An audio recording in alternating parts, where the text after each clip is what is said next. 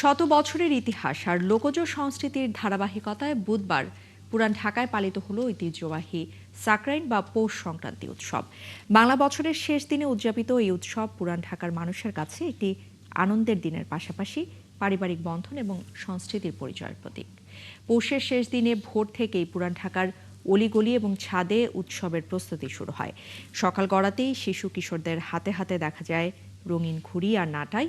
বেলা বাড়ার সঙ্গে সঙ্গে আকাশ ভরে ওঠে চোখদার, রগদার, মাছ লেজা, চানতারা, ফিতা লেজা এবং বক্স ঘুড়িতে। কোথাও কোথাও আবার দেখা যায় আধুনিক নকশার প্রজাপতি, ঈগল, পঙ্খিরাজ এবং লাভ কাইট। দুপুর থেকে বিকেল পর্যন্ত ঘুড়ির দখলে থাকে পুরান ঢাকার আকাশ। তবে প্রশাসনের নিষেধাজ্ঞায় এবার রাতের আতশবাজি এবং ডিজে পার্টির আয়োজনে রাশ টানতে হয়েছে পুরান ঢাকাবাসীদের।